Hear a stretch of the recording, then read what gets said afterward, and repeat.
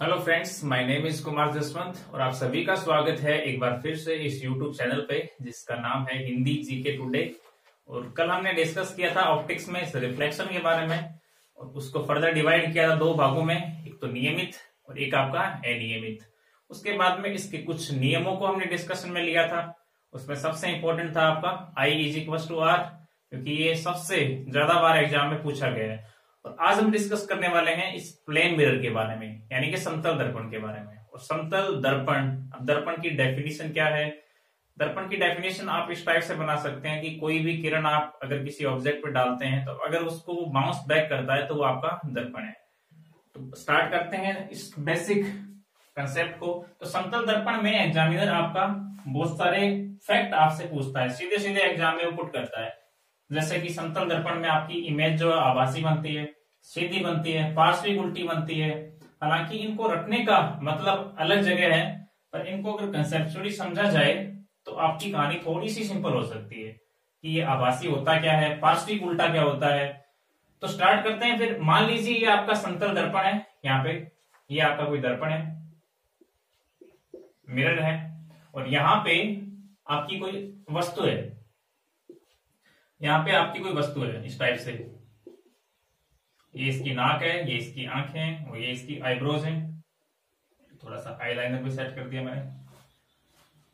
तो इसकी जो इमेज है वो किस टाइप से बनेगी? इसकी इमेज थोड़ी सी छोटी बना लेता हूं, वो इस टाइप से बनेगी।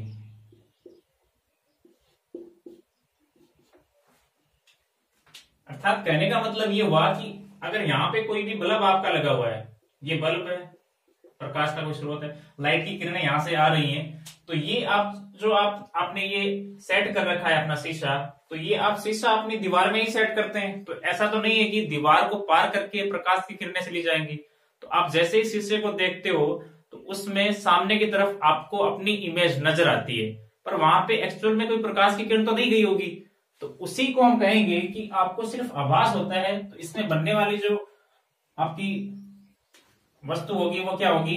आभासी होगी। कहने का मतलब आपका जो इमेज होगा वो वर्चुअल होगा, आभासी।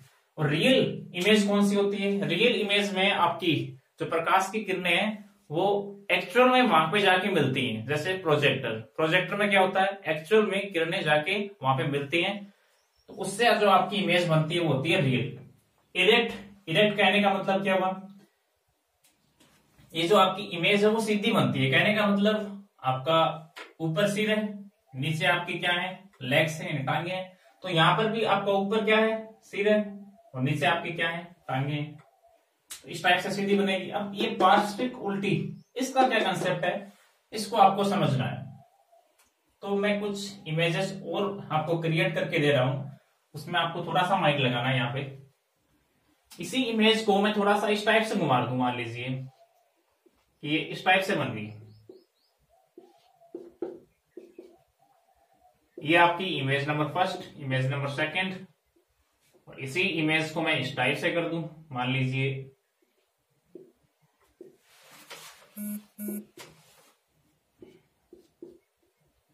इमेज नंबर थर्ड, और इसी इमेज को मैं थोड़ा सा इस टाइप से कर दूं। मान लीजिए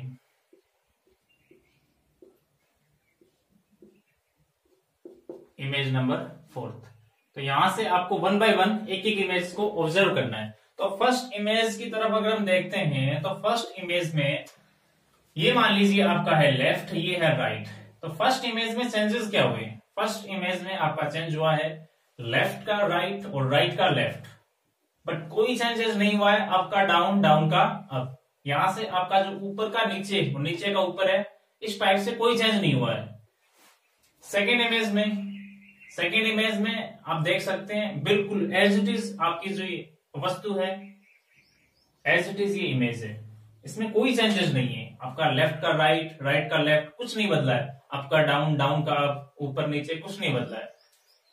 अगर आप 3 नंबर इमेज को ऑब्जर्व करते हो तो यहां से आपको ये समझ में आ रहा है कि आपका जो अप है उसका डाउन हो गया और उसका डाउन का अप हो गया। इसमें भी आपका अप का डाउन और डाउन का अप, पर दोनों में डिफरेंस क्या है? दोनों में डिफरेंस आपको ये देखने को मिल सकता है कि यहाँ पे आपके लेफ्ट का राइट और राइट का लेफ्ट चेंज नहीं हुआ है। ऑलराइट। तो यहां से अगर आप इमेज को ऑब्जर्व कर पा रहे हो तो यहां आपको देखने को मिलेगा कि लेफ्ट का राइट, राइट का लेफ्ट, ये भी चेंज हुआ है, और अप का डाउन और डाउन का अप, ये भी चेंज हुआ है। तो उल्टी बनने के लिए, किसी भी इमेज को उल्टी बनने के लिए कंडीशन होती है कि राइट का लेफ्ट, लेफ्ट का राइट, और अप का डाउन, डाउन का अप, यानी ऊपर का नीचे, नीचे का ऊपर, और दायां बायां और बायां दायां, ये दोनों कंडीशंस अप्लाई होनी चाहिए, तभी वो इमेज आपकी उल्टी मानी जाएगी। तो ये इमेज जो है आपकी, वो पूर्णतः आपकी उल्टी इमेज है।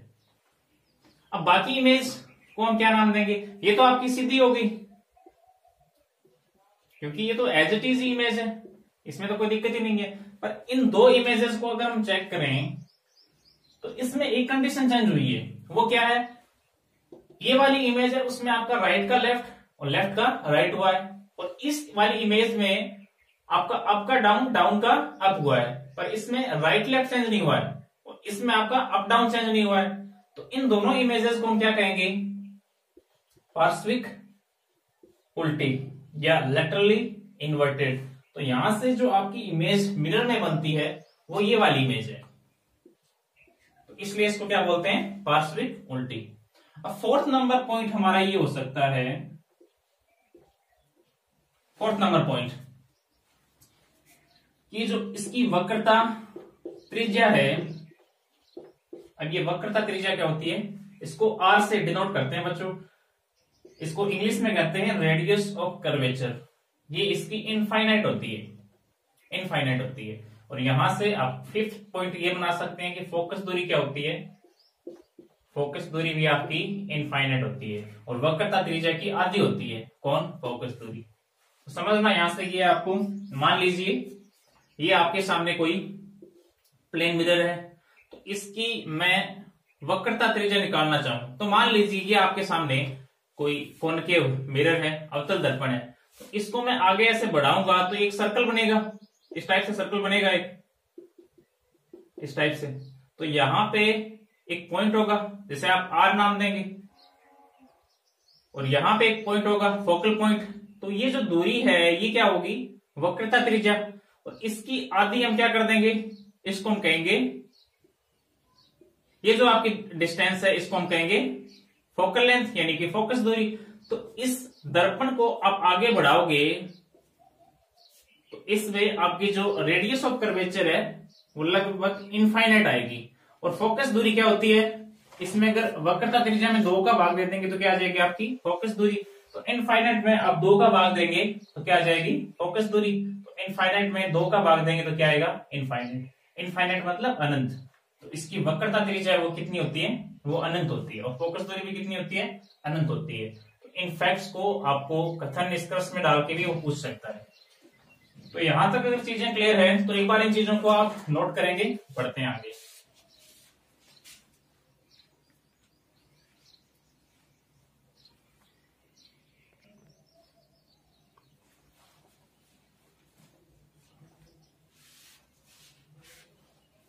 तो आई होप यहां तक आपने नोट कर लिया होगा। इन चीजों को मैं थोड़ा सा रफ कर रहा हूं। तो इमेज इरेक्ट कैसे बनेगी, वर्चुअल कैसे बनेगी, और लेटरली इन्वर्टेड कैसे बनेगी, इन चीजों को आपने समझ लिया होगा। इसको मैं थोड़ा सा फिर से बना देता हूं आपके सामने। ये वो आपका कालूराम, ये लो। नेक्स्ट आपका पॉइंट है, शायद आपने 5 पॉइंट को डिस्कस कर लिया था, एक बार फिर से चेक करना। नेक्स्ट पॉइंट है, मान लीजिए इसकी जो हाइट है उसको मैं मान रहा हूं एस डेस, या इसको आप ये भी कह सकते हो कि ये इसकी जो हाइट है वो एक्स है और इसकी जो हाइट है वो है वाई। अब इससे कोई फर्क नहीं पड़ेगा कि ये इमेज इधर जा रही है, ये इमेज इसके पास में है, तो x is equal to Y, ये कंडीशन अप्लाई होगी। यानी जितनी आपकी इमेज की हाइट है उतनी ही आपकी वस्तु या ऑब्जेक्ट की हाइट होगी। ये आपका एक रूल है। इसके बाद में जो रूल आने वाला है इसमें हम इस रूल को अप्लाई करेंगे, और इसमें हम पढ़ने वाले हैं आवर्धन के बारे में। इसे इंग्लिश में कहते हैं मैग्निफिकेशन। मैग्निफिकेशन इसको डिनोट करते हैं एम से, और एम की जो वैल्यू है वो 1 आएगी इसमें। कैसे? जो आवर्धन है वो हम अलग अलग मिरर और लेंस में अलग अलग निकालते हैं, इनका अलग अलग फॉर्मूला होता है। जैसे मिरर में निकालने का फॉर्मूला अलग होता है, लेंस में निकालने का फॉर्मूला अलग होता है, और मिरर और लेंस दोनों के लिए एक अलग फॉर्मूला होता है। तो मिरर यानी आपका दर्पण, लेंस को आप लेंस बोल ही सकते हो, और ये हो गया आपका दर्पण व लेंस। तो मिरर में निकालने का फॉर्मूला होता है -v/u। अब ये v क्या है, u क्या है, ये टर्म मैं आपको क्लियर कर दूंगा। लेंस में निकालने का फॉर्मूला होता है v/u, और मिरर और लेंस दोनों के लिए निकालने का फॉर्मूला होता है आपका x/y, यानी इमेज की हाइट अपॉन आपकी ऑब्जेक्ट की हाइट। इसे आप इस टाइप से भी कह सकते हैं s'/h। s' क्या आपकी इमेज की हाइट है। तो ये है आवर्धन निकालने का फॉर्मूला, आवर्धन निकालने का सूत्र। तो यहां से आवर्धन क्या हो जाएगा आपका x/y। अब आप पीछे पढ़ के हैं कि x की वैल्यू किसके इक्वल है, y के इक्वल है। तो यहां x की जगह ऊपर मैं क्या रख दूंगा, y रख दूंगा, क्योंकि x की वैल्यू ही आपको दी हुई है y की इक्वल। तो यहां से y कैंसिल आउट होके कितना आ जाएगा, 1 आ जाएगा, वो भी आपका पॉजिटिव में आएगा, 1 आपका पॉजिटिव में आएगा। तो इसका मतलब हुआ कि आपकी जो इमेज की जो हाइट है वो उतनी है जितनी की आपकी वस्तु यानी ऑब्जेक्ट की हाइट है। और प्लस कहने का मतलब ये हुआ कि आपकी इमेज सीधी बनी है, यानी सिर ऊपर ही बना है आपका, अगर आपका ऊपर है तो, और टांगे अगर आपकी नीचे है तो टांगे आपकी नीचे ही है। नेक्स्ट जो आपका नियम है, अब यहां से थोड़ा सा मैं रफ कर रहा हूं इस चीज को।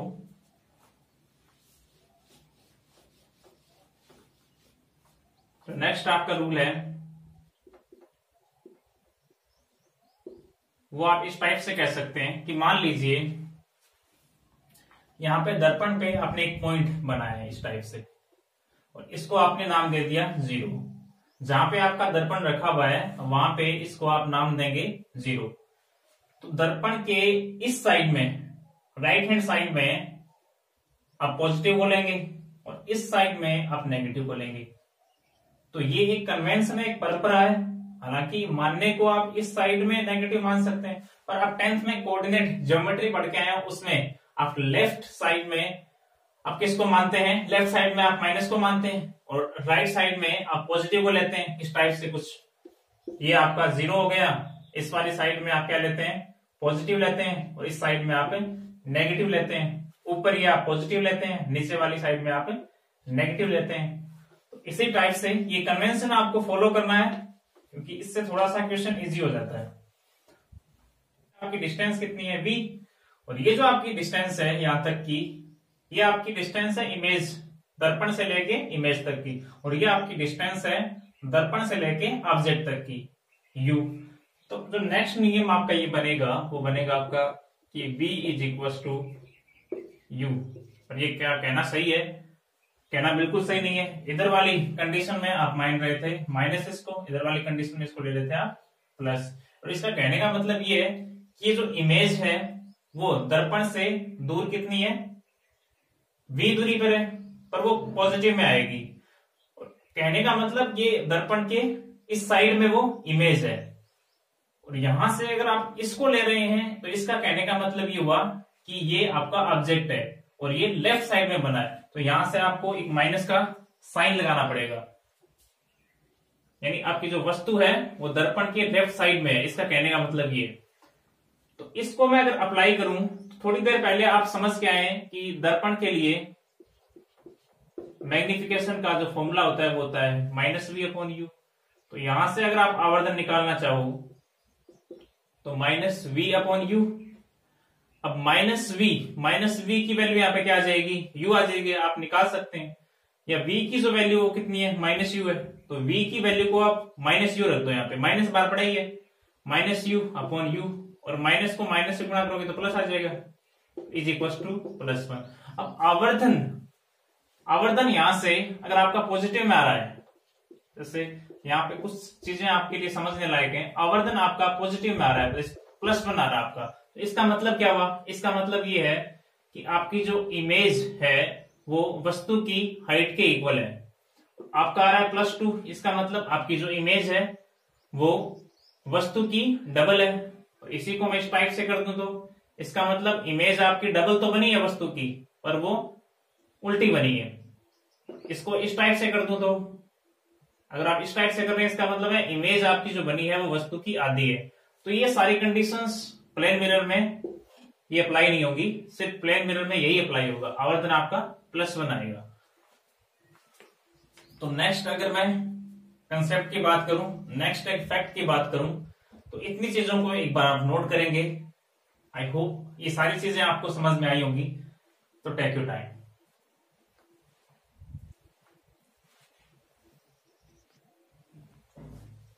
तो बात करते हैं नेक्स्ट लॉजिक की, नेक्स्ट एक फैक्ट की। तो यहां तक आपने 1 बाय 1 8 फैक्ट्स की डिस्कशन ली है। तो इसको यहां से मैं थोड़ा सा रफ कर रहा हूं एक बार के लिए, इस पूरे को ही कर रहा हूं यहां से।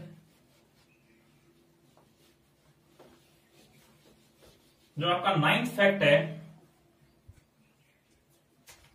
उसमें आपको रिलेटिव स्पीड पूछ सकता है। मान लीजिए ये आपका ऑब्जेक्ट है, अब इस कंडीशन में है कि ये अब ऐसे दौड़ रहा है इधर की तरफ, और इसकी जो स्पीड है वो है आपकी 5 मीटर पर सेकेंड। ये मिरर की तरफ जा रहा है जो ऑब्जेक्ट है, और जो आपकी इमेज है वो भी इसी स्पीड से आपकी इधर की तरफ आएगी, इस टाइप से।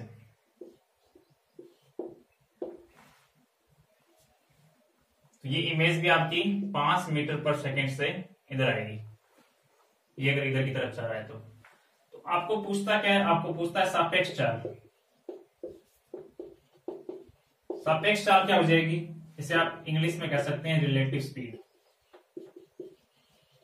और रिलेटिव स्पीड क्या होती है, कोई भी दो ऑब्जेक्ट अगर इस टाइप से आ रहे हैं तो उनकी स्पीड को आप जोड़ देंगे, और इस टाइप से अगर जा रहे हैं तो उनमें आपका घटाव हो जाएगा।